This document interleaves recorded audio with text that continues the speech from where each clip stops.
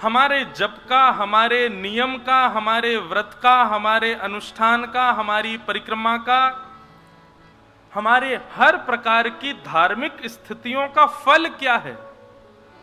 बहुत ध्यान से सुनिएगा।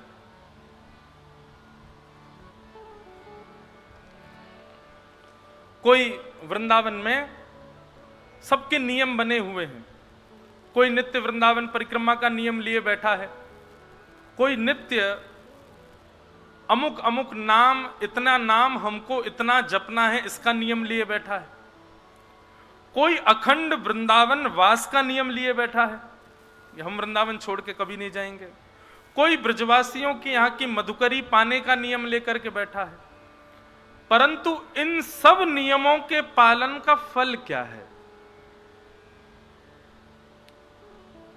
स्पष्ट यहां लिखा है, धर्मस्वनिष्ठितः पुंसाम विश्वक्सेन कथासु यः नोत्पादये दधिरतिम श्रम एव हि केवलम।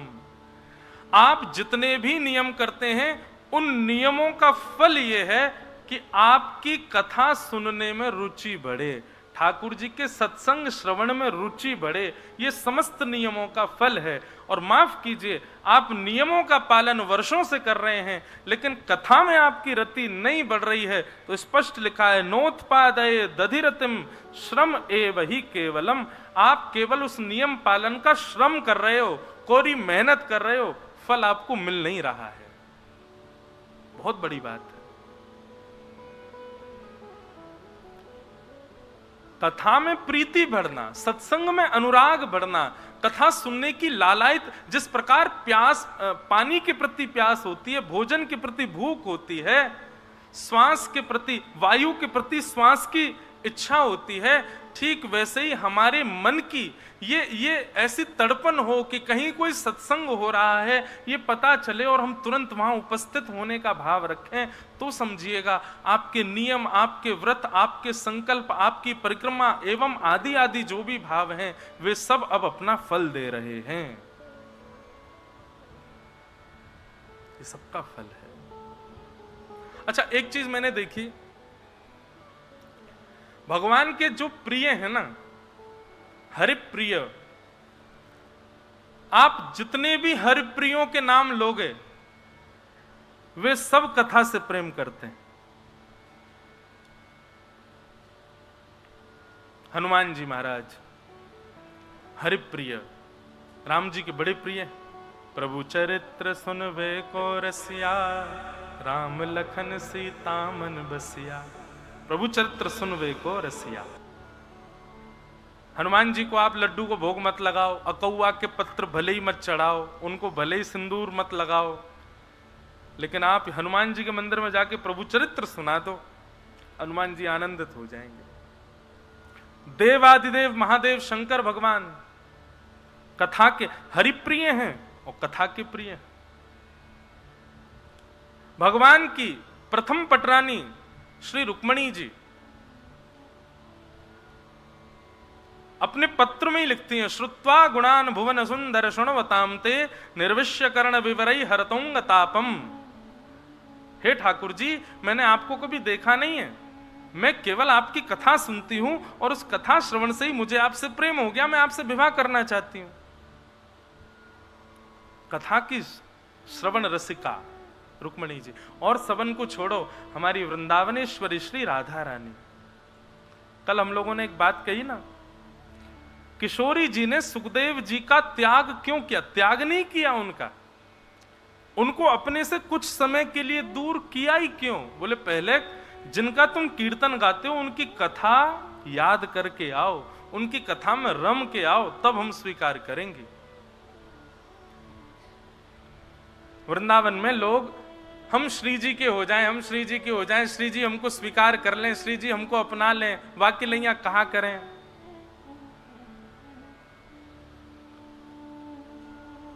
किशोरी तेरे चरणन की रज पाऊं, बैठे रहूं कुंजन के कोने, श्याम राधिका गाऊं, बैठे रहूं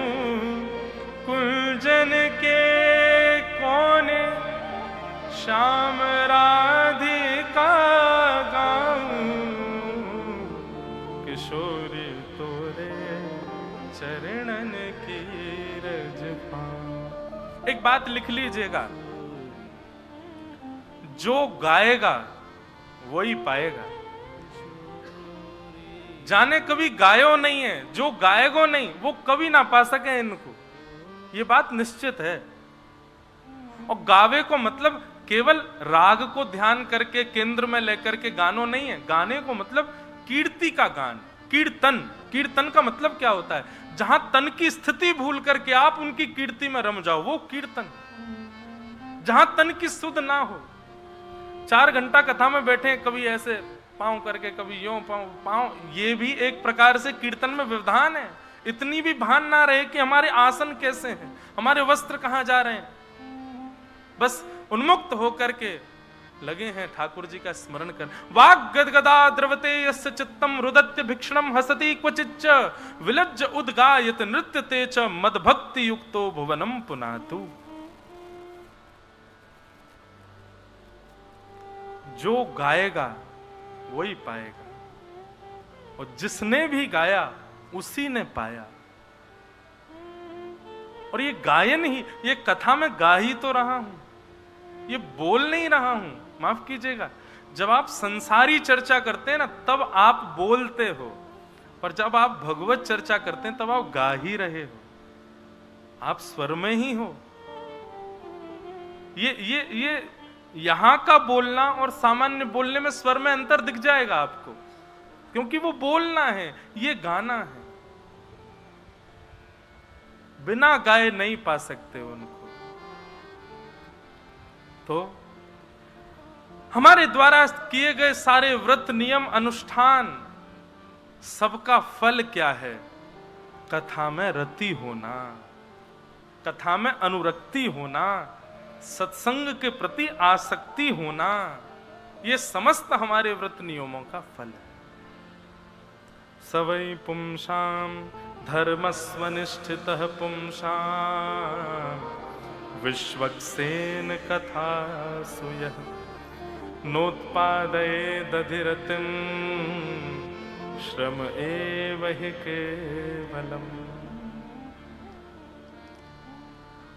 अगर कथा में रति नहीं हो रही है और आप दुनिया भर के नियमों का पालन करते हैं, क्षमा कीजिए, आपके वो नियम केवल आडंबर हैं, आपके वो नियम केवल दूसरों को दिखाने के लिए हैं, आपके वो नियम केवल और केवल आपसे श्रम करवा रहे हैं। भगवत प्राप्ति उस नियम से कभी नहीं हो पाएगी। इसलिए कथा में रति होना अति अनिवार्य है। इस प्रकार सूत जी महाराज कह रहे हैं, और सूत जी महाराज कहते हुए अब यहां से कथा क्रम प्रारंभ होता है। भगवान के अवतारों का वर्णन किया, ठाकुर जी के भिन्न भिन्न अवतारों के बारे में बता। कोई 10 अवतार, कोई 24 अवतार, कोई कहे हरि अनंत हरि कथा अनंता। वास्तव में हरि अनंत है। मैं और आप यहां गिरधर गोपाल मंदिर में बैठकर के कथा श्रवण कर रहे हैं, निश्चित ही इस समय भी ठाकुर जी कहीं अवतार लेकर के कोई लीला कर रहे होंगे, हमें नहीं पता है। इस समय भी ठाकुर जी की कोई लीला चल रही होगी। उनके अवतार अनंत हैं। उन अनंत अवतारों का वर्णन किया। तत्पश्चात भागवत की रचना कैसे हुई ये विषय बताया गया। बहुत ध्यान से सुनिएगा। इदं भागवतं नाम पुराणं ब्रह्म संहितं उत्तम श्लोक चरितं चकार भगवान ऋषि। कल पूज्य गुरुदेव भगवान कथा में पधारे थे और उन्होंने एक बहुत सुंदर विषय यहां कहा था। भागवत का मतलब भगवान के जो हैं उनकी कथा, उसको कहते हैं भागवत। भक्तों के चरित्र को ही भागवत कहते हैं। यदि भगवान के चरित्र होते तो भगवद कथा होती, ये भागवत कथा। इदम भागवतम नाम पुराणम ब्रह्म संहितम, ये पुराण है। इस पुराण का नियोजन क्या है? केवल ब्रह्म से आपका संबंध कराना, और संबंध भी तो दूर की बात है, ब्रह्म की पहचान कराना। पर ब्रह्म कौन है उनकी पहचान कराना, ये श्रीमद् भागवत का प्रयोजन है। उत्तम श्लोक चरितम चकार भगवान ऋषि, भगवान के उत्तम भक्तों का चरित्र जिसमें विद्यमान है, वेदव्यास ऋषि के द्वारा जो निर्मित है, उसका नाम है श्रीमद् भागवत। अब थोड़ा कथाक्रम ज्यादा रहेगा, ध्यान से सुनिएगा। द्वापर युग की बात है। वेदव्यास जी महाराज मानव कल्याण के लिए अभी तक बहुत कुछ लिख चुके थे। मानव कल्याण के लिए पहले क्या लिखा? चतुर्वेद लिखे, ऋग्वेद, यजुर्वेद, सामवेद, अथर्ववेद। इन चारों के निर्माण के बाद वेदव्यास जी ने महाभारत इतिहास की रचना की, 18 उपपुराण लिखे, 17 महापुराण लिखे, उपनिषद लिखे। इतनी रचनाएं वेदव्यास जी करते जा रहे हैं, लेकिन अभी तक वेदव्यास जी के चित्त को ठौर नहीं मिली है। ठौर समझते हैं? ठौर मतलब गंतव्य नहीं मिला है। एक जगह जहां बैठ करके लगता है कि बस अब स्थिति हमारी यहीं विराजमान हो जाए, यहीं अंत हो जाए, इससे अतिरिक्त हमारी कोई इच्छा नहीं, उसको कहते हैं ठौर। वेदव्यास जी को ठौर नहीं हो रही है चित्त में, अपनी रचनाओं से उनको संतुष्टि नहीं मिल रही है। वेदव्यास जी बड़े व्यथित बैठे थे, क्या करूं, इतने ग्रंथ मैंने लिख दिए, अभी तक भागवत की रचना नहीं हुई थी। तभी वहां श्री नारद जी महाराज का आगमन हुआ। नारद जी महाराज आए और आकर के वेदव्यास जी से कहा, व्यास जी इतने उदास क्यों बैठे हो आप? वेदव्यास जी बोले, देखो ना नारद जी, मैंने कितने सारे ग्रंथ लिख दिए, कितना सब कुछ लिख दिया, लेकिन पता नहीं क्यों मन में ऐसा लगता है कि अभी मैं संतुष्ट नहीं हूं अपनी रचना से। अच्छा एक बात,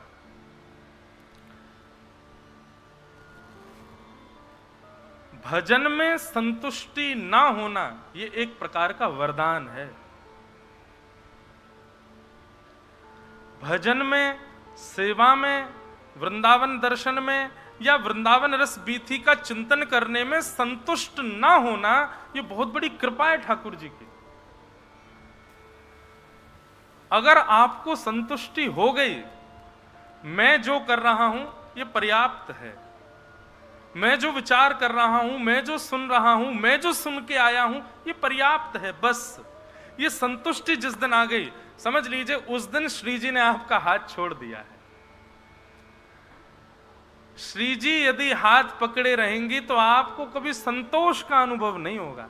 सदैव ये लगा रहेगा, अभी तो कछु भयो ही ना है, अभी तो मैंने कछु कियो ही ना है, अभी तो मुझको कछु मिलो ही ना है, अभी मुझको और करनो है, और पानो है, और जाननो है। ये और मन में जो इच्छा प्रकट हो, असंतुष्ट होकर के बार बार चिंतन की इच्छा प्रकट हो, समझो श्री जी संग ही हैं। थोड़ा कष्ट तो होता है असंतुष्टि में, पर असंतुष्ट होने की वजह से ही आप पुनरपि पुनर नवीन नवीन भावों की तरफ दौड़ते हैं। एक बार भोजन करने से पेट भर जाए तो दोबारा भूख नहीं लगती,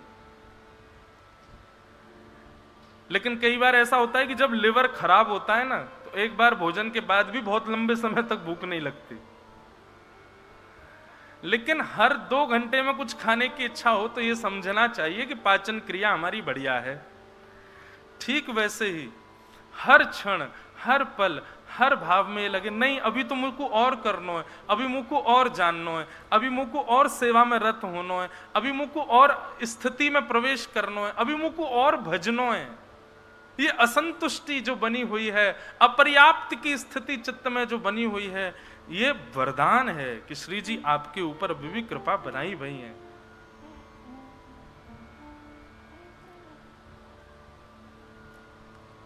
मैं एक विषय कहा करता हूं कथाओं में कभी कभी। नृसिंह भगवान प्रकट हो गए खम्भ से, और जब प्रहलाद को गोद में लेकर के बैठे तो प्रहलाद जी से कहते हैं कि प्रहलाद कुछ मांगो। तो श्री प्रहलाद जी महाराज अपने छोटा सा हाथ ठाकुर जी के आगे ऐसे दिखाते हैं, और दिखाते हुए कहते हैं, भगवान मेरी ने एक हाथ की रेखा देखी हो। ठाकुर जी अपने हाथों से प्रहलाद की हाथ की रेखा देख रहे हैं।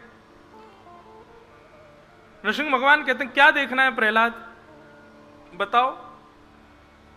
प्रहलाद जी कहते हैं, कृपा करके ये देख करके बताइए कि मेरे हृदय में आपके प्रति अनंत अनुराग कब होगा। आप कहोगे महाराज जी इसमें बड़ी बात क्या है? बड़ी बात यह है कि प्रहलाद ठाकुर जी की गोद में बैठा है। प्रहलाद के लिए ठाकुर जी खम्भ भेदन करके प्रकट हो गए। प्रहलाद की भक्ति के आगे आज लक्ष्मी की नहीं सुन रहे हैं, ब्रह्मा जी की नहीं सुन रहे हैं, देवादिदेव महादेव की नहीं सुन रहे हैं, किम पुरुषों की नहीं सुन रहे हैं, 33 कोटि देवताओं की नहीं सुन रहे हैं। उस प्रहलाद के लिए जिसके लिए ठाकुर जी ने इतना कुछ कर दिया, वो प्रहलाद अब भी ये पूछ रहा है कि मेरे हृदय में आपके प्रति अनुराग कब आएगा। प्रहलाद, क्या तुझे अब भी नहीं लगता कि तेरे चित्त में मेरे प्रति अनुराग है? प्रहलाद जी कहते नहीं भगवान, मुझे तो लगता है कि अभी मैंने कुछ किया ही नहीं, मैं वो अर्पित कर ही नहीं पाया जो करना चाहिए था आपके लिए नाथ। ठाकुर जी ने इतना कस के प्रहलाद को हृदय से लगाया कि अगर थोड़ी देर नहीं छोड़ते तो प्रहलाद नृसिंह भगवान में विलीन हो जाता। ऐसी स्थिति तृणादपि सुनीचेन, चेतन महाप्रभु कहते हैं, स्वयं को सदैव अपूर्ण मानो भक्ति में। धन कमाते समय सदैव यह सोचना चाहिए मैंने खूब कमा लिया, और भजन कमाते समय सदैव यह सोचना चाहिए अभी तो मैंने कुछ कमाया ही नहीं है, अभी तो बहुत कमाना है।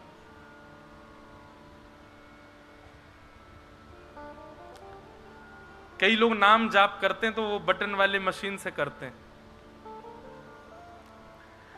मुझे कोई उससे मैं वो कोई बैर नहीं है मेरा मशीन वाली उससे, पर एक काम कीजिए, क्या उसमें जहां नंबर आते हैं ना वहां पे टेप लगा दो, वो दिखना नहीं चाहिए कि हमारे नाम जप हम कितना कर रहे हैं। नाम जप की जब गिनती शुरू हो जाती है ना बंधुओं, तो कहीं ना कहीं आप जब उस संख्या का दर्शन करते हैं तो अभिमान प्रकट होता है, हमने इतना नाम कर लिया। मैं अपनी बता रहा हूं, आप लोगों से क्यों कहूं। हमारी 50 कथाएं जब पूरी हुई थी तब तक मैं गिनती कर रहा था, मेरी इतनी कथा हो गई। जिस दिन 50 कथा हुई ना, उस दिन लेटे लेटे बिस्तर पर आया, वाह इंद्रेश तेने 50 कथा कर ली। उसी दिन निर्णय ले लिया कि भाई ये अहंकार को जन्म देगा। हम कभी अपनी अयोग्यताएं नहीं गिनते, हम अपने दूषित कर्म नहीं गिनते, हमने किसके साथ कितना बुरा किया इसकी गिनती कभी नहीं करते, पर श्रेष्ठ कर्मों की गिनती क्यों करते हैं। और ये तो गिनना ही नहीं है, उसी दिन से गिनती बंद कर दी मैंने, अब नहीं गिनता कथा कितनी हो गई, गिनती नहीं कर रहे हैं कितनी होंगी, बस प्रार्थना करते हैं अंतिम श्वास तक करवाते रहे ना ठाकुर जी, बस ये प्रार्थना। हमने 500 कर ली, 1000 कर ली, 1500 कर ली, 2000 कर ली, कितनी कथा कर ली, ये गिनती नहीं करनी है, बस प्रार्थना ये है ठाकुर जी श्वास अंतिम जब तक चले तब तक कराते रहे ना, गिनती भले ही ना हो बस।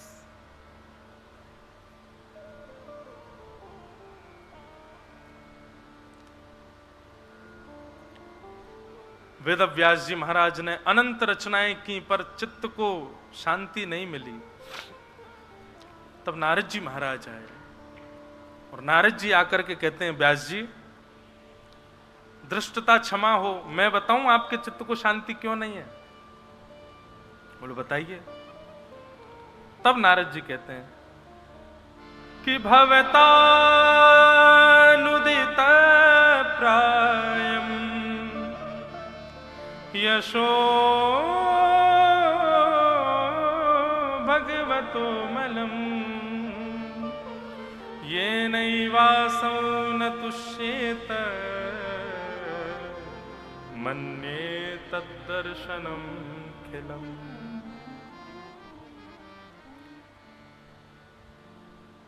हे वेदव्यास जी, आपके चित्त को शांति इसलिए नहीं मिल रही है क्योंकि आपने जितने भी पोथियां लिखी हैं, जितने भी ग्रंथ लिखे हैं,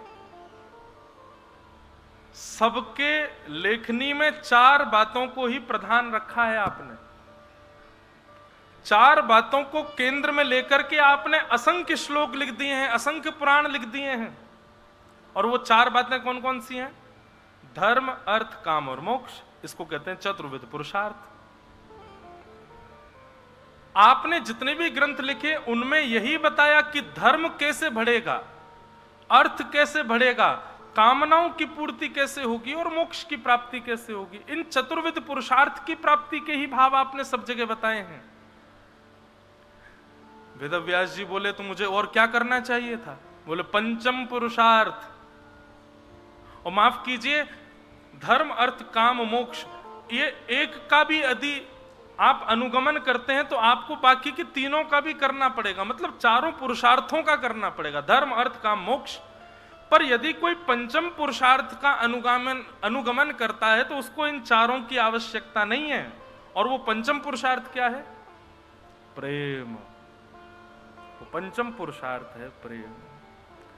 प्रेम ना तो धर्म की चिंता करता है, प्रेमी ना तो अर्थ की चिंता करता है, प्रेमी की ना कोई कामना होती है और प्रेमी को ना ही मोक्ष की चिंता होती। ये पंचम पुरुषार्थ है। इस प्रेम का आपने कहीं वर्णन नहीं किया, इसलिए आपका चित्त शांत है।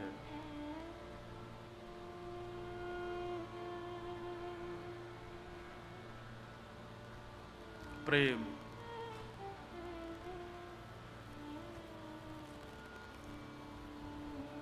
प्रेम नगर की डगर है कठिन रे, बटोही न करना बसेरा,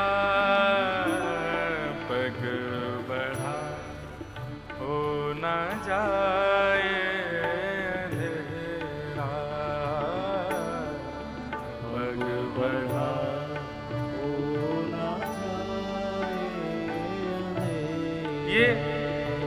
ये जो संकीर्तन है ना हमारे वृंदावन में,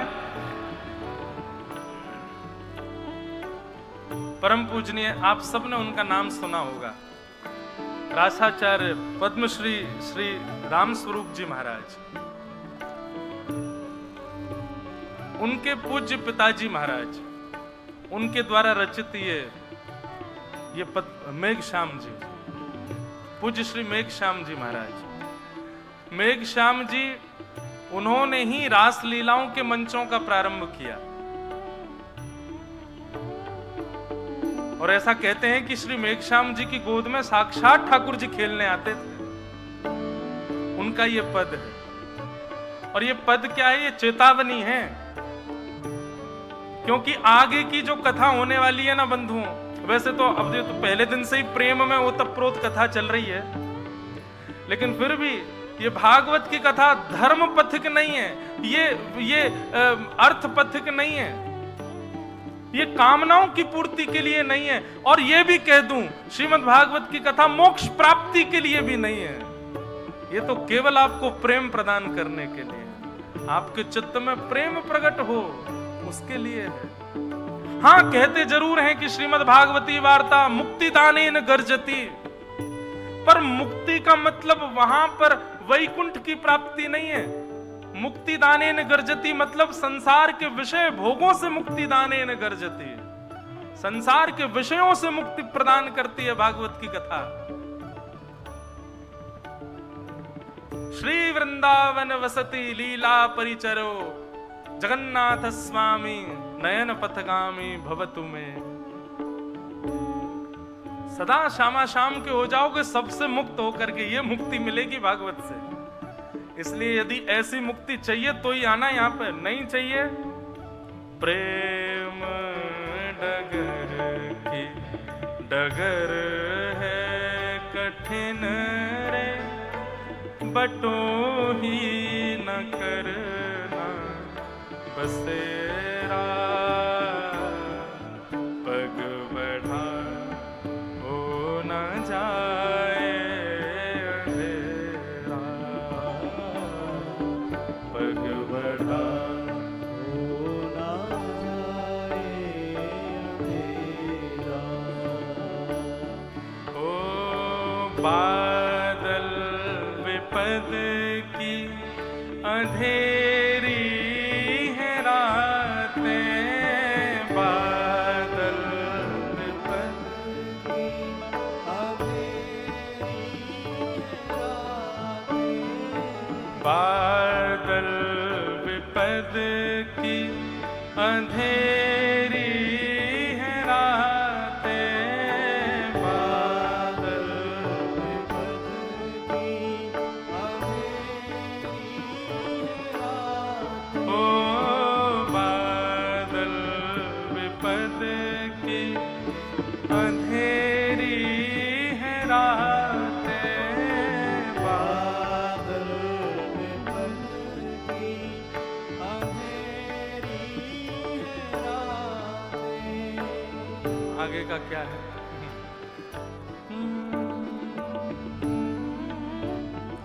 सब झूठी दुनिया की बातें। बहुत सुंदर भाव है, स्मृति में नहीं आ रहा।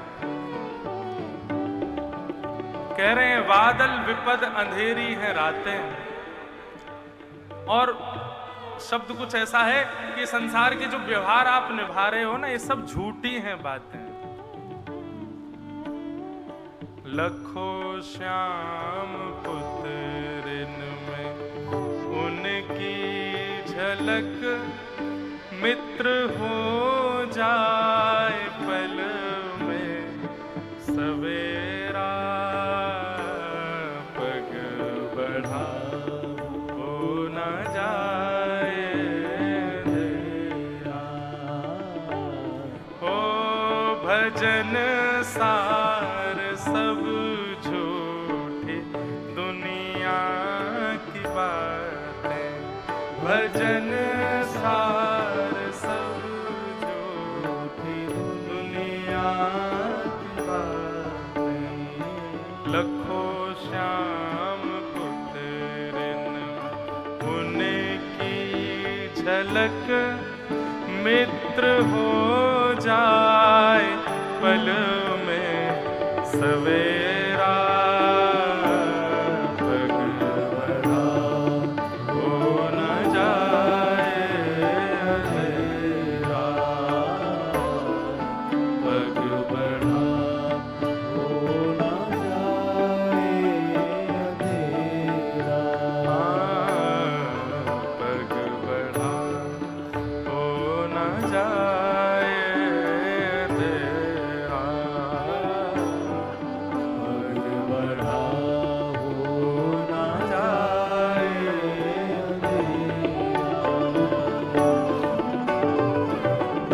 हे वेदव्यास जी, आपने धर्म, अर्थ, काम और मोक्ष, इन चतुर्विध पुरुषार्थों से युक्त श्रीमद् भागवत की रचना की है। पर जिस व्यक्ति को धर्म, अर्थ, काम, मोक्ष की कोई चिंता नहीं है, प्रेम पथिक जो हैं, उनके लिए आपने क्या लिखा?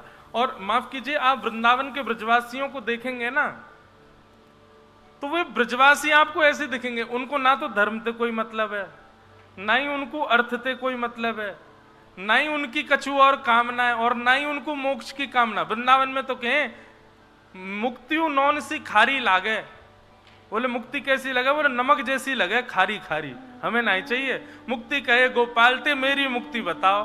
वृंदावन तो उल्टो ही है भैया।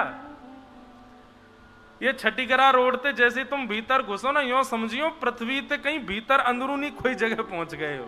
ये सामान्य नहीं है। मुक्ति कहे गोपाल ते मेरी मुक्ति बताओ।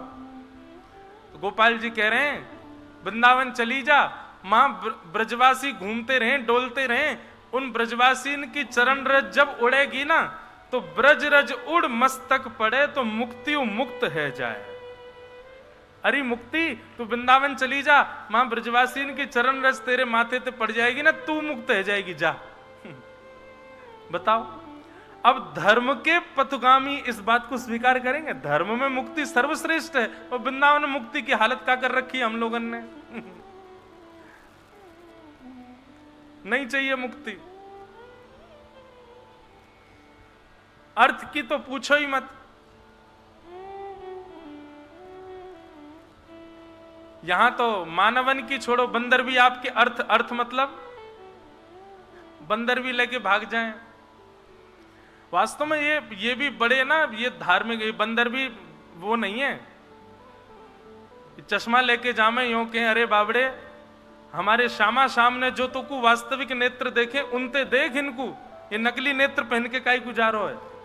जो तो पे असली नेत्र हैं उनसे हमारे श्यामा श्याम को दर्शन कर, या हमारे चश्मा लेके भाग जाएं, पर्स लेके भाग जाएंगे, बोले कहा करेगो इतनो रख के हैं, चल बांट दे सबरे ब्रजवासीन में लेके भाग जाएं। चप्पल लेके भाग जाएं, बोले जा ब्रज में हमारो ठाकुर नंगे पाम घूमो, तू चप्पल पहन के घूम रहा है, चप्पल लेके भाग जाएं।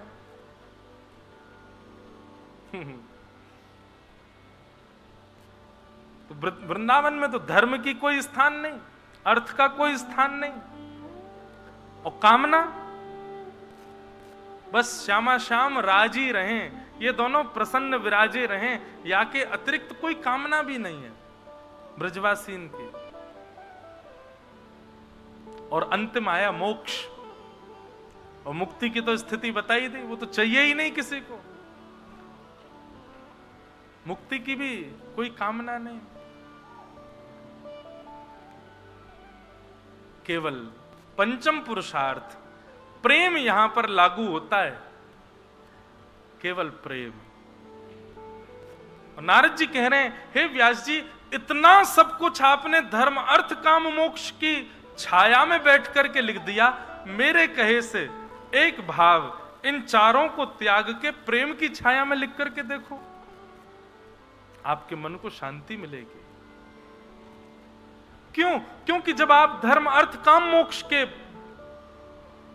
प्रभाव को प्रस्तुत कर रहे हैं तो आप श्री कृष्ण को भगवान के रूप में दिखा रहे हैं, पर जब आप प्रेम के प्रकाश को प्रस्तुत करेंगे तब आप श्री कृष्ण के वास्तविक रूप को दिखाएंगे। आपने सारे ग्रंथों में, सारे पुराणों में श्री कृष्ण को ऐसा दिखाया कि पढ़ने वाले, सुनने वाले उनको भगवान ही मानेंगे, लेकिन अब कुछ ऐसा लिखिए जिसमें उनका प्रेम प्रस्तुत हो, जो सुनने वाले, कहने वाले और पढ़ने वाले उनको भगवान ना मान करके कुछ अपना माने, उनसे संबंध बनावे। ऐसा कुछ लिखो, तब आपके मन को शांति मिलेगी। प्रेम पुरर्थो महान, प्रेम को प्रधानता दीजिए।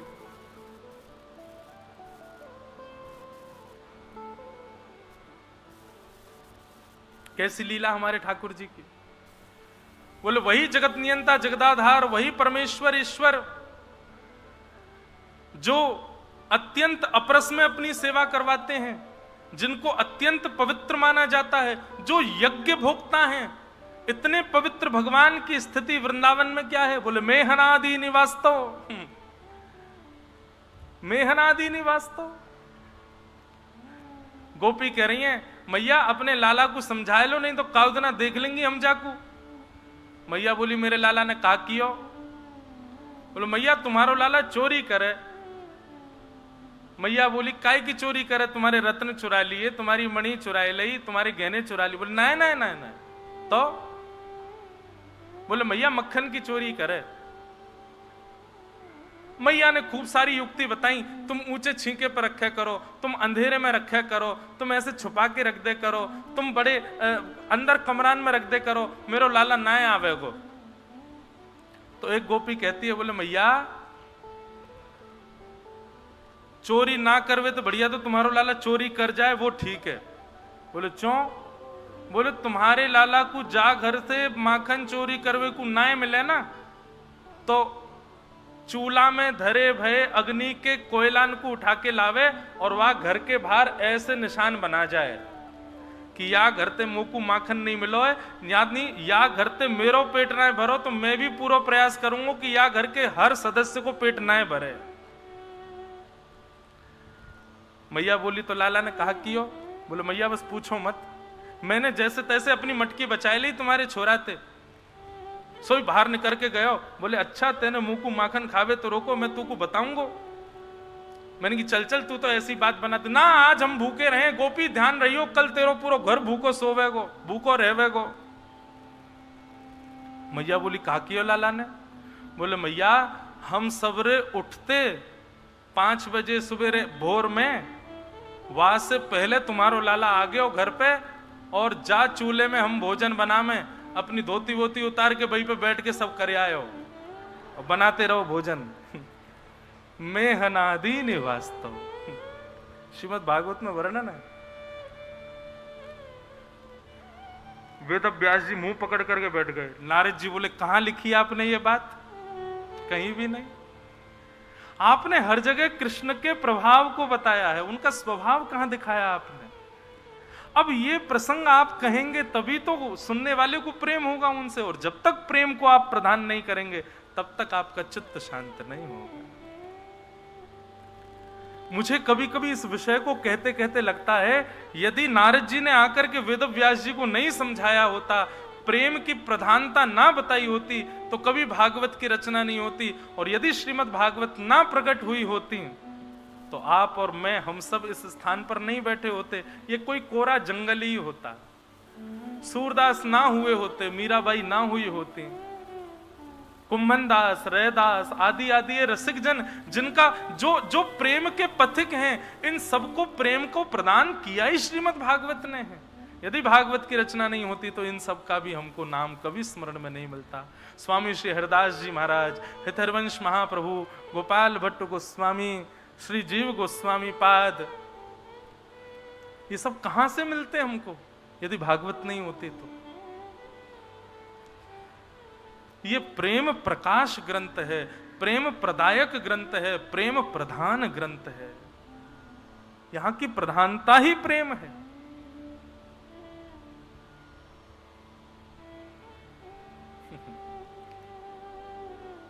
अभी पिछली कथा में एक पद सुना रहा था मैं,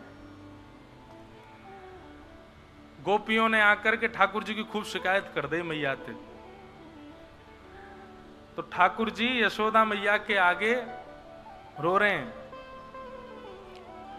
और ब्लैकमेल कर रहे हैं यशोदा मैया को। अब ये प्रेम है ठाकुर जी का, ये भागवत में वर्णन है।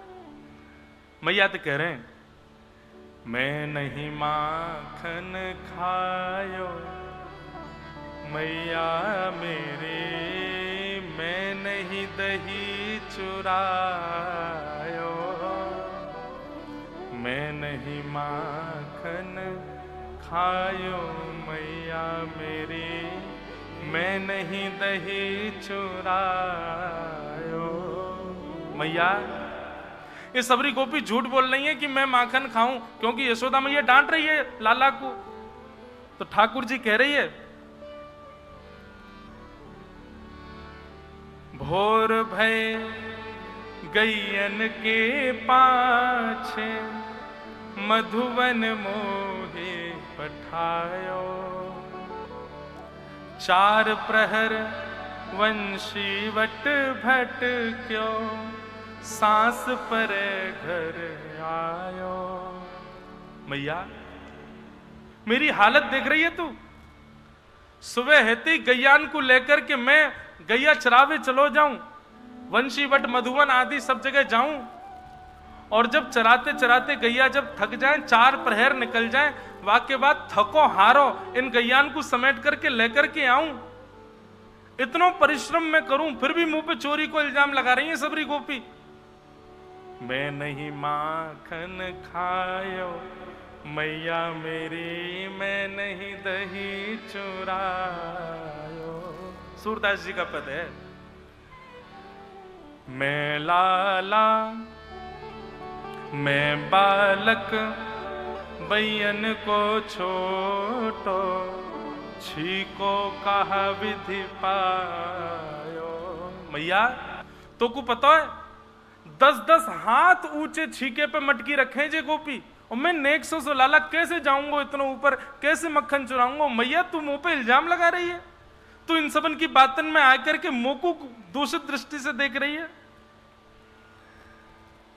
ग्वाल बाल सब बैर करे हैं, बरबस मुख लपटायो। ठाकुर जी कह रहे मैया तो कुछ सांची बात बताऊं। मैया बोली बता। बोले जे गोपी डर के मारे ऊंचे छींके पे मटकी रखें, और जब मोटी मोटी तो है गई है सबरी गोपी, और जब ऊपर चढ़े और छीके पे मटकी रखें और गलती से इनके छीके पे मटकी गिर जावे तो सास के डर के मारे सोचें अब कहा करें, सास तो डांटेगी। सो वही समय हम गैया चरा के लौटे, जबरदस्ती पकड़ के हमारे मुंह पे मक्खन लगा दें और इल्जाम लगा दें देख यहाँ ने चोरी करी हमारे यहाँ। ग्वाल बाल सब बैर करत हैं, बरबस मुख लिपटायो। मैं नहीं माखन खायो मैया मेरी, मैं नहीं दही चुरायो। और मैया अपनी सब बात बता रहे हैं ठाकुर जी बैठे बैठे। तू जननी मन की अति भोरी, तू जनकी मन की अति भोरी, इनको कहो पतियायो। मैया तेरी गलती ना है, तू इन गोपीन की बातन में आ रही है। मैया तू है तो मेरी मैया ना, जैसे मैं सीधा वैसी तू सीधी है। तू बड़ी भोरी है मैया मन की, तेरी गलती थोड़ी है। ये सबरी गोपी आके जैसो कह दें तू मान ले मैया, मैया भी तो मेरी है ना तू। लेकिन मैया अब मुंह पे सहन ना होवे, अब बुढ़ापे को जा रहा हूं मैं, 3.5 बरस को है गयो, अब धीरे धीरे बुढ़ापा आ रहा हो, इतना ना सहन करूंगा मैं अब। मैया बोली तो कहा कहना चाह रहा हो फिर तू अब। सो ठाकुर जी अपनी लकुटी और काली कमली लेकर के गए। ये ले अपनी लकुट कमरिया, बहुत ही नाच नचायो। मैया खूब कर ली तेरी पल्लेदारी हमने, तेरी गैयान को समेट समेट के जाओ, चरा के लेके आओ, अब हम पे ना होगो। वाके बाद भी इल्जाम सा हो कि मैंने मक्खन चुराया दही चुराई। जेले मैया अपनी लकुटी और जेले अपनी कमरिया, दूसरों लाला ढूंढ लियो, मैं जा रहा हूं घर छोड़ के। सूरदास तब बिहस यशोदा, सुतले कंठ लगायो। ठाकुर जी कमरिया लकुटी रख के जैसे ही जान लगे यशोदा मैया दौड़ी, अपने लाला को हृदय से लगा लियो। और तब मैया कह रही है लाला ते नहीं माखन खायो, ते नहीं दही चुरा। लाला मैंने मान लियो, तेने नाए खायो माखन, तेने नाए खायो। ये दारी की सबरी गोपी झूठो झूठो इल्जाम लगा में लाला मैं तो तेरी बात मान गयो। और इतने में ठाकुर जी जाकर के यशोदा मैया से लिपट गए। अब इस दृश्य को देख करके 33 कोटि देवता आकाश में खड़े खड़े विचार करते हैं, हम क्यों देवता बन गए? अरे हम कोई ब्रज के पशु पक्षी बन जाते, या ब्रज में कोई ऐसे गोवर को कोई कीड़ा ही बन जाते, किसी रूप में ही सही ठाकुर जी के समीप रहने को अवसर तो मिलता। क्यों जगत नियंता जगदाधार प्रभु ईश्वर इस वृंदावन में अपनी प्रभुता भूल करके ऐसे सहज भाव में विचरण कर रहे। हे वेदव्यास जी, आपने ये प्रेम कहां दिखाया ठाकुर जी का, इसीलिए आपका मन बेचैन है। अब जाइए समाधि लगा करके भगवान के उस प्रेमास्पद रूप का चिंतन कीजिए और उठाइए कलम, लिख दीजिए एक पुराण, तब आपके मन को शांति मिलेगी। प्रेम श्रीमद् भागवत का उद्गम। कई लोग कहते हैं भगवान के माता पिता कौन है? भगवान का उद्गम कहां से होता है? प्रेम से होता है। ठाकुर जी रूपी धारा का उद्गम स्थल है प्रेम। वो प्रेम हो तभी मिले ठाकुर जी।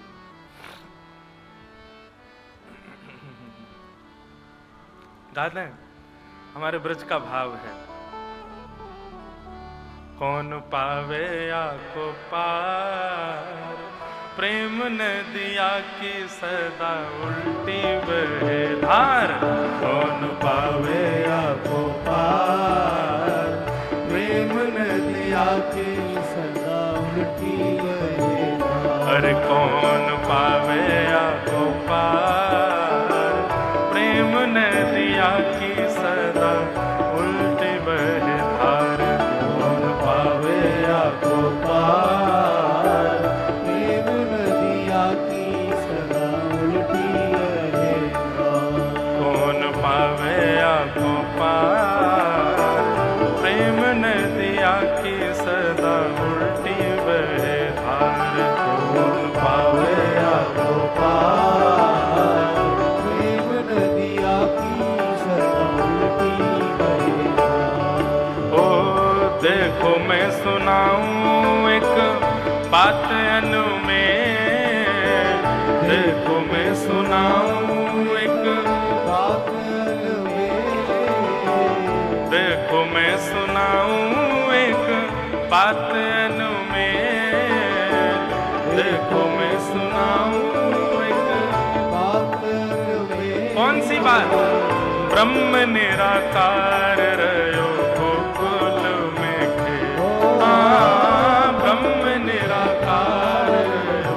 गोकुल में अरे हाँ ब्रह्म निराकार रयो गोकुल में खे, ब्रह्म निराकार रयो। गोकुल में नंद यशोदा के द्वार, यशोदा के यशोदा के द्वार, प्रेम नदिया की सदा उल्टी बहे धार। अरे कौन पावे आपको पार, प्रेम नदिया की सदा उल्टी बहे धार। कौन पावे आपको पार, प्रेम नदिया की सदा श्री राधा रमण लाल की।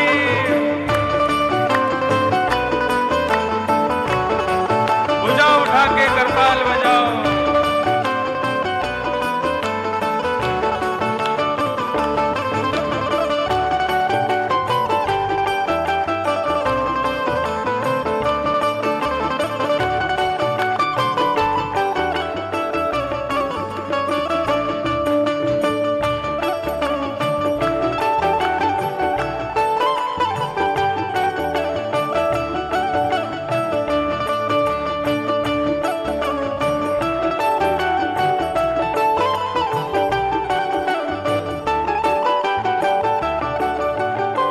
गीता का एक श्लोक सबको याद है, धर्म संस्थापनार्थाय संभवामि युगे युगे। ठाकुर जी क्यों आते हैं पृथ्वी पर? धर्म की स्थापना करने के लिए आते हैं। लेकिन वृंदावन में आके क्या कर रहे हैं ठाकुर जी?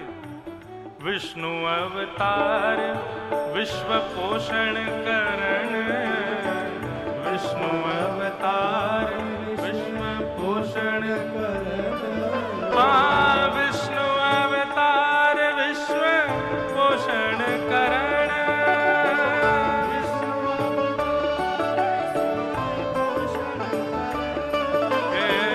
सोई कर चोरिया अहिर घर, सोई कर चोरिया अहिर घर। निज प्रभुता विसार, प्रभुता निज प्रभुता विसार। प्रेम नदिया की सदा उल्टी बहे धार। कौन पावे आपको पार, प्रेम नदिया की सदा उल्टी बहे धार। अरे कौन पावे आपको पार, प्रेम नदिया की सदा उल्टी बहे धार।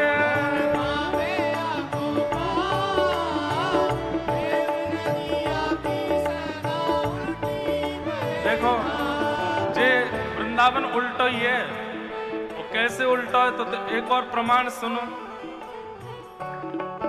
ओ गोपी बनो शिव जाने काम कियो ढेर, गोपी बनो शिव जाने काम कियो ढेर। गोपी बनो शिव जाने काम कियो ढेर। गोपी बनो शिव जाने महादेव के कैसे कैसे नाम है। केदारेश्वर महादेव, महाकालेश्वर महादेव, ओमकारेश्वर महादेव, सोमेश्वर महादेव। लेकिन हमारे वृंदावन में बल गोपेश्वर महादेव की। भोले बाबा नथनी पहन के ऊपर से चुनरी ओढ़ के आंखन में काजल लगा के गोपी बन के बैठे हैं यहाँ पे। गोपी बनो शिव जाने काम की ओढ़े, गोपी बनो शिव जाने काम की ओढ़े, गोपी बनो शिव जाने काम की ओढ़े, गोपी बनो शिव जाने काम की ओढ़े। और कहाँ कर रहे हैं? ठुमक ठुमक नाचे गौरा हंस मुंह पे, ठुमक ठुमक नाचे गोरा हंसे मुंह पे। अरे हाँ ठुमक ठुमक नाचे गौरा हंस मुंह पे। ठुमक ठुमक नाचे गोरा हंसे। कौन? नंदी बैल को सवार, बैल को सवार, नंदी बैल को सवार, बैल को सवार। ओ प्रेम ने दिया की सदा उल्टी बहे धार। कौन पावे आपको पार, प्रेम ने दिया के सदा उल्टी आओ। अरे कौन पावे आपको पार, प्रेम ने दिया की सदा उल्टी बहे धार।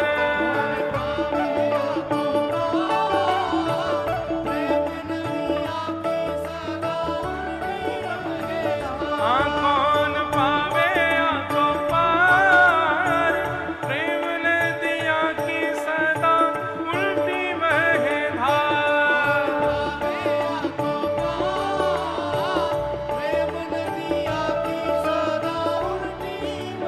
और प्रेम को प्रमुख यही वृंदावन धाम, प्रेम को प्रमुख यही वृंदावन धाम। प्रेम को प्रमुख यही वृंदावन धाम, प्रेम को प्रमुख यही वृंदावन धाम। ओ प्रेम ही से पायो श्याम रसिया नाम। प्रेम ही से पायो श्याम रसिया के नाम। अरे हाँ प्रेम ही से पायो श्याम रसिया नाम हो। प्रेम ही से पायो श्याम रसिया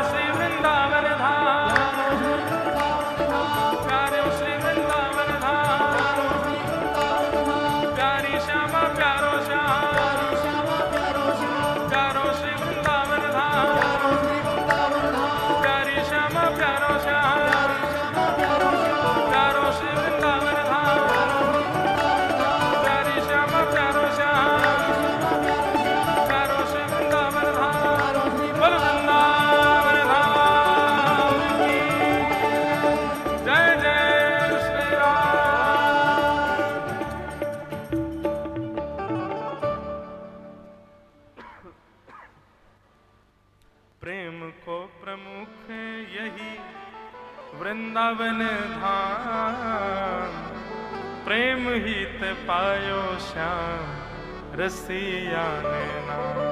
अरे हाँ प्रेम ही ते पायो श्याम रसिया ने नाम। या जाने कहाँ गवार, जाने कहाँ गवार। हे प्रेम ने दिया कि सदा उल्टी बहे धार। हाँ प्रेम ने दिया की सदा उल्टी बहे धार। आज सुबह पूज्य श्री जिग्नेश दादाजी कल आए थे ना, उनकी कथा में गए थे, तो महाराज पंचाध्यायी था, तो वह यही भाव आया। गोपियां गोपी गीत में कहती हैं ना, जयति तेदिकम जन्मना ब्रज श्रयतंदिरा ससदत्र ही। गोपियां क्या कह रही हैं? गोपी गीत कब गाया गया? जब ठाकुर जी अंतर ध्यान हो गए, ठाकुर जी अदृश्य हो गए, तब गोपियां कहती हैं ते जन्मना ब्रजम अधिकम जयति। हे लाला, तुम जो इतने इतरा रहे हो ना, ये छुप करके और चले गए हो, हमको परेशान कर रहे हो लाला, जे मत भूलो तुम्हारो यश भी यामारे चारों दिशान में फैल रहा है, क्योंकि तुम ब्रज में जन्मे हो। यदि तुम्हारो जन्म कहीं और भयो हो तो लाला, तो तुम्हारी इतनी यश कीर्ति ना होती। और ये बात प्रमाणित है।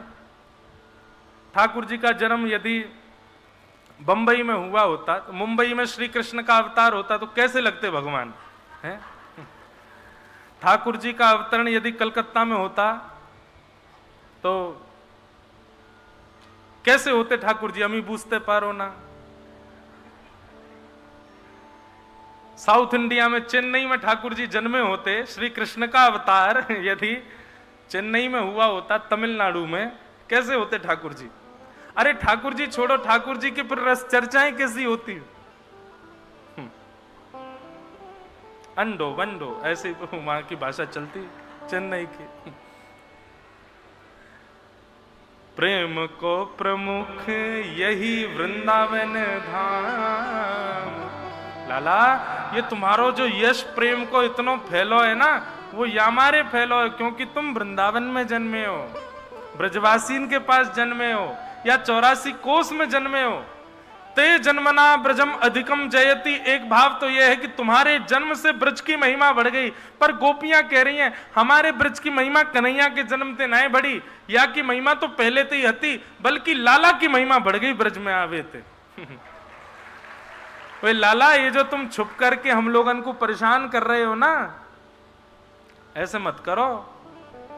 प्रेम को प्रमुख यही वृंदावन धाम, प्रेम ही ते पायो श्याम रसिया ने नाम।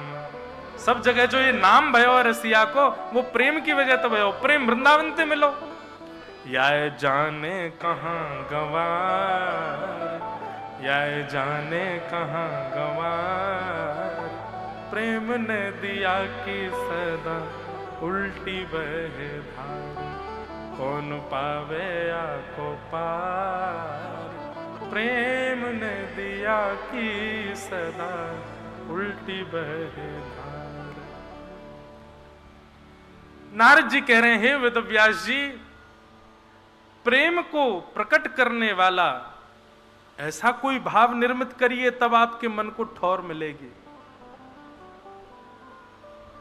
महाराज जी, हम रोज हनुमान चालीसा का पाठ करते हैं, हम सुबह शाम दिया बत्ती करते हैं, हम इतना ठाकुर जी का भोग लगाते हैं, ये करते हैं वो करते हैं, पता नहीं ऐसा लगता ही नहीं कि हमने कुछ अच्छे से किया। दो भाव, पहली बात तो ये अपूर्णता बनी रहनी चाहिए, और दूसरी बात कई बार हम जो कर रहे हैं वो उचित है कि नहीं, इस पर संशय यदि होता है तो निश्चित ही आप प्रेम युक्त होकर के नहीं कर रहे हो, इसलिए आपको कहीं ना कहीं वो विचलित कर रहा है।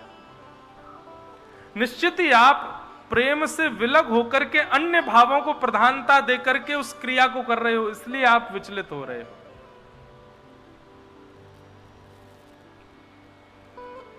प्रेमी बनकर के ठाकुर जी की सेवा करो। पूजा और सेवा दोनों में अंतर होता है। पूजा अपनी मनोकामना के लिए की जाती है, पूजा अपनी इच्छा से और अपनी इच्छाओं के लिए की जाती है, और सेवा उनकी प्रसन्नता के लिए, उनकी इच्छा के लिए, वो राजी रहे उसके लिए की जाती है।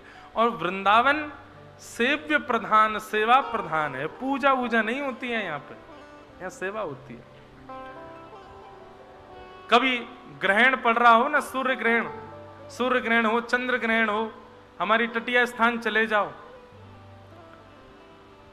पूरे विश्व में सूर्य ग्रहण के समय पर सब लोग अपने अपने घरों में बैठ जाते हैं। मंदिर बंद रहेगा, ठाकुर जी इसको सुला देंगे, रसोई घर में कुछ बनेगा नहीं, कोई क्रिया नहीं होगी, सब बिल्कुल बैठे रहो, एकांत में बैठे मौन जाप करते रहो।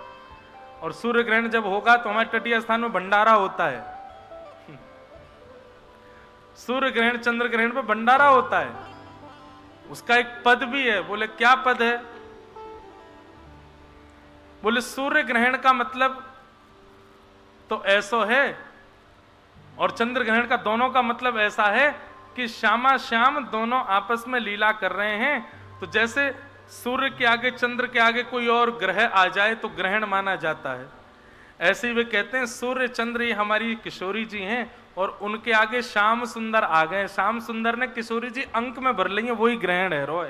तो ये हमारे भंडारो हुए ब्रजमंडल में।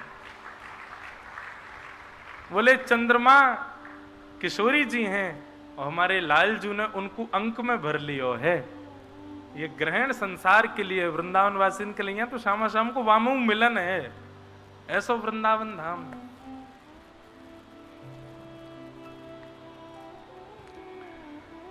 हे व्यास जी, आप प्रेम प्रधान ग्रंथ लिखिए। व्यास जी ने कहा कैसे होगा ये संभव? बोले समाधिनानुस्मर तद विचेष्टितम, समाधि लगाओ और समाधि लगा करके ठाकुर जी का स्मरण करके उन्हीं से प्रार्थना करो। वे ही प्रेम प्रदान कर सकते हैं।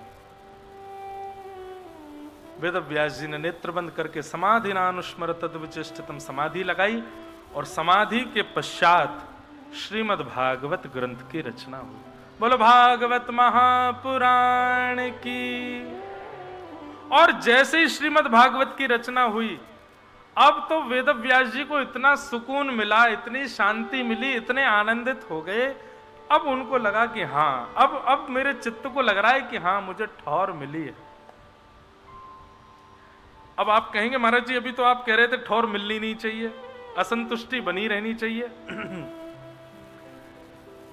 वेद व्यास जी को इस बात से तो ठौर मिल गई, ये तो ठौर मिलनी चाहिए कि हम एक रुके कहां पर, सब जगह विचलित हो रहे हैं, उससे तो एक ठौर मिलनी चाहिए। कभी किसी देव की उपासना कर रहे हैं, कभी किसी देव के चरणों में, कभी कहीं किसी को पूज रहे हैं, कभी कहीं किसी को पूज रहे हैं, समझ नहीं आ रहा कहां जाएं, किसके एक निष्ठ हों, उसमें तो एक ठौर मिलनी चाहिए।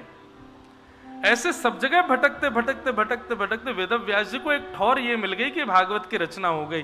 अब असंतुष्टि किस भाव में है, असंतोष किस भाव में कि नित्य वेद व्यास जी पढ़ते हैं और जैसे ही भागवत जी पूर्ण होती हैं तो मन होता है मैं दोबारा पढ़ना प्रारंभ करूं, अभी तो पढ़ाई नहीं है। ऐसी एक बेचैनी उनके मन में प्रकट हुई। वेद व्यास जी ने भागवत की रचना की, भागवत लिख करके अब वे प्रसन्न हैं क्योंकि उनको लग रहा है कि हाँ अब मैंने कुछ लिखा है। वेद व्यास जी ने श्रीमद् भागवत की रचना की और उसी समय वेद व्यास जी के मन में आया कि अब ये भागवत गेहे गेहे जने जने घर घर में जन जन तक इसको पहुंचाया जाए। उसके लिए क्या करें? तो हमारे पुत्र हैं श्री सुखदेव जी, लेकिन सुखदेव जी तो जन्म लेते ही वन में चले गए। तब वेद व्यास जी महाराज ने छोटे छोटे बालकों को वेणु गीत का एक श्लोक याद करा दिया और याद करा करके कहा जाओ हिमालय की कंदराओं में जाकर के इस श्लोक का उच्चारण करना। श्लोक का उच्चारण सुन के कोई बालक यदि तुम्हारे पास आए और कहे और सुनाओ तो उसको मेरे पास ले आना। बंधुओं, श्रीमद् भागवत में 7 गीत हैं।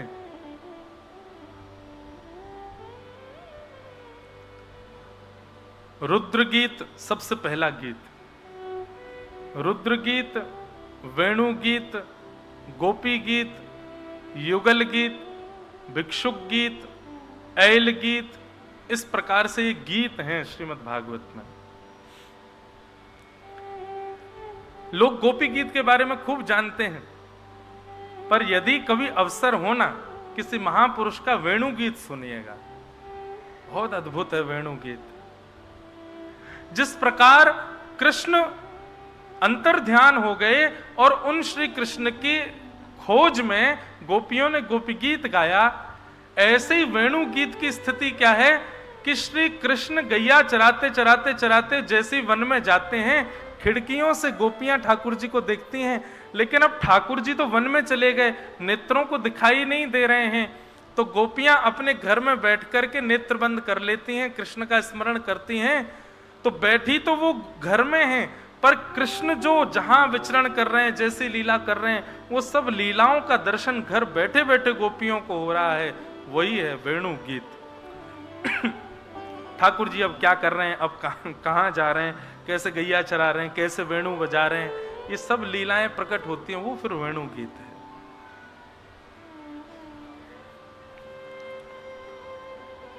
एक पद है नंददास जी का,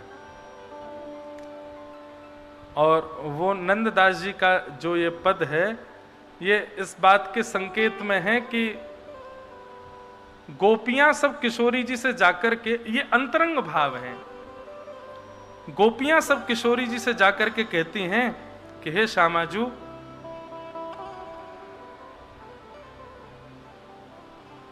लाल जी के दर्शन में अपूर्णता सी लगती है, उसके लिए हम क्या करें? आप कृपा करके हमको अनुग्रह करके कोई मार्ग प्रशस्त करो कि अपूर्णता कैसे जाएगी। बहुत ध्यान से सुनना।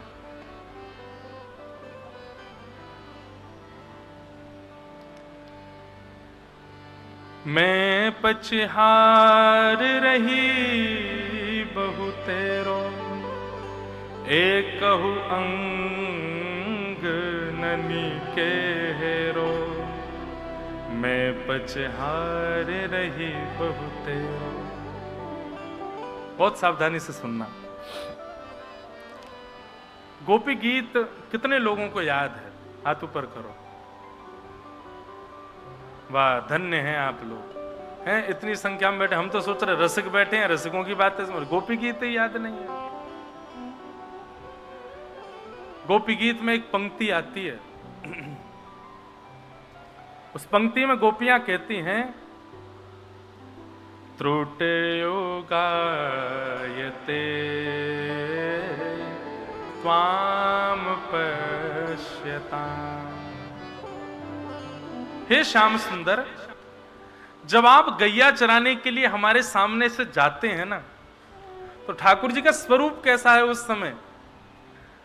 तो वर्णन करते हैं कि वरहा पीडम नटवर वपु कर्णयो कर्णकारम बिभ्रदवासः कनक कपिसम वैजयंतीं चमालां रंध्रान् वेणुमधर सुधया पूरयन् गोपवृन्दै वृंदारण्यं स्वपदरमणं प्राविशद गीत कीर्ति। सबसे पहला काम तो आज करिए, यहां से जाते ही जितने लोग आए हैं, आज से ही गोपी गीत याद करना प्रारंभ कीजिए। वृंदावन आते हैं, यहां पर रहते हैं, गोपी गीत याद तो होना चाहिए। इतना ही नहीं कर पा रहे हैं, एक प्रेमी अपनी प्रेमिका के लिए उसकी सारी डेट ऑफ बर्थ याद कर लेता है, उसको जो प्रिय वो सब याद कर लेता है, उसको कैसा रंग बढ़िया लगता है, उसको कौन से कपड़े बढ़िया लगता है, वो क्या खाना चाहती है, सब याद कर लेता है। अरे भैया, हम प्रेमी हैं श्री बिहारी जी के, उनका हृदय है गोपी गीत, वो याद नहीं हमको। तो ऐसा मत कीजिए, सब लोग याद करो। मैं किसी भी दिन फिर से पूछूंगा कितने लोगों को याद है, और उस दिन हाथ कम खड़े हुए तो क्या करेंगे? हम कुछ कर तो सकते नहीं, कथा तो सुनाएंगे आगे। लेकिन ठाकुर जी से भैया न गोपी गीत याद करो। तो विषय पर आओ, थोड़ा ना एक तानपुरा हल्को करियो भैया। गोपियां कह रही हैं ठाकुर जी जब वन में जाते हैं तो उनका स्वरूप कैसा है? तो वरहा पीड़म नटवर वपुः कर्णयो कर्णकारम, ठाकुर जी ने मोर मुकुट अपने सिर पर पहना है। हमारे नाना जी एक भाव कहते थे, बोले लाला जैसे ठाकुर जी मोर मुकुट पहने 150, और आपने कभी श्रृंगार का गौर से दर्शन किया हो तो ऐसे मुकुट पहनते हैं और फिर मुकुट के नीचे एक सफेद मोती की लड़ ऐसे आती है मुकुट के नीचे। अब ये लड़ तो हम लोग धरा देते हैं श्रृंगार में, तो देखो यहां पीछे भी धारण करी है इन्होंने, सफेद लड़ ऐसे नीचे से जा रही है माथे पे होके। लेकिन ठाकुर जी कई बार अपने मुकुट के नीचे ये लड़ ऐसे बांधते हैं पीछे अपनी शिखा में। तो किससे बांधते हैं? बोले गैया के जब दूध काढ़ो जाए तो वहां के पीछे के दोनों पैरन को दोहनी से बांधो जाए। एक रस्सी होवे वाते गैया के दोनों पैर बांधे कि दूध काटते समय कहीं पैर नहीं चलावे सो बाल्टी गिर जाएगी। सो वह दोहनी को ठाकुर जी लेकर के कभी कभी अपने मुकुट के नीचे ऐसे बांध ले में। वहां पे गोबर लगो है, ब्रज की खुर की रज लगी है, और वो ठाकुर जी ऐसे अपने सिर के ऊपर बांध ले में। वाकू बांध करके ठाकुर जी चले। कभी बात दोहनी को अपने गले में माला बना के पहन ले, कभी बात दोहनी को अपने कमर में कसले में। हमारे पूज्य नाना जी कहते, बोले लाला जब जब बात दोहनी को ठाकुर जी धारण करते ना, सो गैया मन में विचार करती आज ये दोहनी वाह गैया ने पहनी, वाह के कितने भाग्य की, वाह के पैरन में बंधी हुई दोहनी ठाकुर जी ने पहनी। कल को मेरो दूध निकालेंगे, मैं हूं पाम चलाऊंगी ताकि मेरे पाम में भी दोहनी बांधे, फिर वह दोहनी को भी लाला पहन ले। सो ऐसे गोपीन में होर लगी है, जन कितनों किलो दूध तो गैया ऐसे ही बहा दें, क्यों हम पाम चलाएंगे तो लाला दोहनी बांधेगो और सारी दोहनी ले आएगो। एक समय तो ऐसा आयो सबरी गोपीन नहीं पाम चलाने शुरू, सबरी गैयान नहीं पाम चलाने शुरू कर दिए। इतनी सारी दोहनी ठाकुर जी ले आए कि अब ठाकुर जी श्रृंगार मोतीन को मालान को ना करें, दोहनी पहन के घूमे पूरे दिन। हाथन में बाजूबंद भी दोहनी को, कमरबंद भी दोहनी की, गले की माला भी दोहनी की, सिर के मुकुट के लड़ भी दोहनी की, सब दोहनी ते ही रहे में ठाकुर जी। और वो दोहनी भी कैसी, वहां में गोबर लगो है, ब्रज की रज लगी है, गैयान के खुर की रज लगी है। वह दोहनी को श्रृंगार करके ठाकुर जी जब चले, गोपियां कह रही हैं उस समय जब हम श्याम सुंदर को देखती हैं और उस समय जब हमारी नेत्रों की पलक झपक जाती हैं, तो गोपियां कहती हैं जड़ उदीक्षताम, हे विधाता तेने ये पलक क्यों बनाई है हमारी? अरे विधाता तुको पतो ना है, श्याम सुंदर जब हमारे सामने से जावे और वह समय यदि एक क्षण के लिए भी पलक झपक जाए तो त्रुटिर युगायते त्वाम पश्यताम, 3 युग के समान समय बीत जावे, वो एक क्षण के लिए पलकी हुई झपकी हुई पलक में भी। तो गोपियां एक दिन सब राधा रानी के पास गईं और जाकर के बोली, मैं पचहार रही बहु तेरो, एकहु अंग ननी के हेरो, एकहु अंग ननी के हेरो। हे श्यामाजू हमें बड़ो पछतावो होवे। किशोरी जी बोली क्यों? बोले हम पे 24 घंटा एक ही काम है, छुप छुप के कोई भी बहाने से श्याम सुंदर को देखनो। लेकिन कहा बताएं किशोरी जी, आप यदि अब भी हमसे पूछोगी ना कि श्याम सुंदर कैसे, तो हम बता नहीं पाएंगे। क्यों? क्योंकि इतनों देखवे के बाद भी यूं लगे कि हमने उनको कोई भी अंग अभी नैन भर के देखो ही ना है। मैं पचिहार रही बहु तेरो, एकहु अंग न नी के हेरो। आहा कितने सुंदर भाव। किशोरी जी बोली क्यों? तुम तो 24 घंटा उनको देखवे कोई काम करो, फिर क्यों ना देख पाओ? एक गोपी बोली, किशोरी जी कल मैंने विचार किया कि ये पलक बार बार झपक जाए, तो मैं ऐसे पलकन को पकड़ के बैठी रही कि श्याम सुंदर आएंगे तो पलकन को झपकन नहीं दूंगी। अच्छा तब तो तेने देख लिए होंगे। बोले नहीं। कहा भयो? तब गोपी कह रही है, छिनहि में भर आवत पानी, श्याम स्वरूप कहा किम में जानी। श्याम सुंदर को रूप ऐसो है, श्याम सुंदर के रोम रोम को लावण्य ऐसो है। मैंने खूब प्रयास कियो कि कल तो मैं नेत्र भर के देख ही लूंगी, लेकिन उनके रोम रोम को दर्शन करके पतो ना ऐसो मन संदिग्ध भयो कि नेत्रन से अविरल अश्रुधार गिरन लगी। ओझल है गए, धुंधुले है गए, मैं देख ही नहीं पाई। हे श्यामाजू, और एक गोपी कह रही है, किशोरी जी प्रयास चाहे जितनो भी कर लो नेत्र खोल करके श्याम सुंदर को देखवे को, पर एक कमी और है ना। किशोरी जी कह रही है, कहां कमी है? बोले नयन दो छवि अमित अगाधा। ठाकुर जी को स्वरूप तो इतनो अमित है, इतनो विशाल है, सागर के समान है, और वह सागर के समान रूप को केवल दो नेत्रन से देखना है। दो ही बनाए विधाता ने। नयन दो छवि रूप अगाधा, और तापर पलक करत है बाधा। एक तो इतनो विशाल समुद्र जैसो ठाकुर जी को रूप जाकू जीवन भर भी देखेंगे तो भी कम है जाएगा। वहां में भी दो ही आंख मिली हैं, और ये दो आंखन में भी ये पलक बना दी है या विधाता ने। जड़ उदीक्षताम, या हमारे हम तो श्याम सुंदर को देखे ही ना पावे। गोपियां सब ये भाव कह रही थी। किशोरी जी कहती हैं, तुम सब चिंता मत करो, मैं तुम्हारी या भाव की पूर्ति करूंगी। बोले कहा करोगी? हाँ। किशोरी जी कह रही हैं, अब मैं तपस्या करूंगी। गोपी बोली, तपस्या काहे को करोगे? बोले मैंने सुनी है तप करवेते अगले जन्म में ब्रह्मा बन जाएं, तो या जन्म में मैं तप करूंगी, और तप करके फिर मैं विधाता बनूंगी, और जब विधाता बन जाऊंगी तो मानव बनाने की जिम्मेवारी मेरी। तो जो विधि ना को वश कर पाऊं, अगर मैं विधाता बन गई, और यदि मैं विधाता नहीं भी बनी, तो विधाता को बनावे वारो श्याम सुंदर मेरो ही है। या तो कहूंगी कि अगली बार विधाता जैसो मैं कहूं वैसो बनाओ। जो विधि ना को वश कर पाऊं, तब तो मैं पद छति कछु और चलाऊं। तब मैं मानवन को बनाने को पूर्व रूपरेखा कछु और ही बनाऊंगी। सब गोपी कह रही, अच्छा फिर कहा करोगी आप? विधाता से कहां बनवाओगी? बोले तब मैं विधाता से कहूंगी, हे विधाता ये दो नेत्र नहीं। बोले तो रोम रोम प्रति नैन बनाऊं।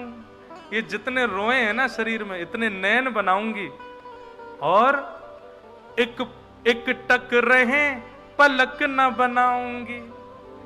ऐसे नेत्र बनवाऊंगी कि उनमें पलक नहीं होंगी, और जब ऐसे नेत्र रोम रोम में प्रकट होंगे बिना पलक के, वह समय जब श्याम सुंदर आएंगे तब पूर्ण होंगे हमारे मनोरथ। हम रोम रोम से श्याम सुंदर को देखेंगे, और हम सब गोपीन के, हमारे सबके चित्त को मनोरथ पूर्ण है जाएगा। हम श्याम सुंदर को रोम रोम से देख करके अपने अंदर ही समा लेंगे। ऐसे विचार भाव वार्ता करके गोपियां सब आनंदित हो रही। ऐसा है वेणु गीत, ये अद्भुत है। ये सब विषय बोलने में मुझे कभी बहुत संकोच होता है कि कहीं कोई इन विषयों का, इन भावों का कोई गलत अर्थ ना लगा ले।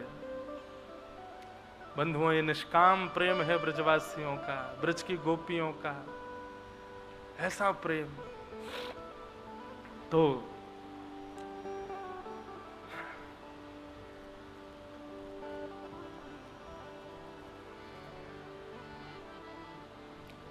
किशोरी जी गोपियों के संग बैठी हैं, वेणु गीत का चिंतन कर रही हैं। और कैसे हैं ठाकुर जी? बोले बरहा पीड़म नटवर वपुः कर्णयो कर्णकारम विभ्रदवासः कनक कपिसं वै जयंतीं चमालां रंध्रान वेणो अधर सुधया पूरयन गोप वृंदई वृंदारण्यम स्वपद रमणम प्राविशद गीत कीर्ति। ठाकुर जी गैयाओं को चराने के लिए जा रहे हैं, उस समय की उनकी छवि का वर्णन वेणुगीत में कर रहे हैं।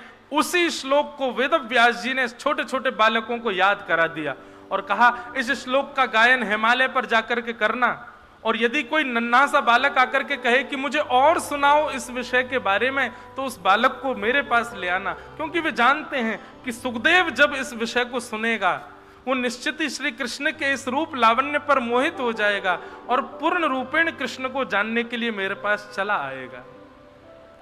और वही हुआ, बालकों ने जाकर के श्लोक का गायन किया। श्लोक सुनकर के श्री सुखदेव जी महाराज अपनी समाधि छोड़ करके बालकों के साथ वेदव्यास जी के पास आ गए और वेदव्यास जी से आकर के कहा कि भगवान पूज्य पिताजी महाराज, अब कृपा करके मुझे जिनका आपने एक रूप दिखाया, जो मोर मुकुट पहनते हैं, कानों में मत्स्याकृत कुंडल पहनते हैं, गले में वैजंती माला पहनते हैं, पीतांबरी पहनते हैं, वो इतने चंचल हैं, परंतु वो परब्रह्म भी तो हैं। परब्रह्म इतना चंचल कैसे हो सकता है? किस पाश में बंद करके वो इतना चंचल हो सकता है? कृपा करके मुझे इसका विस्तार बताइए। तब वेदव्यास जी ने भागवत का ज्ञान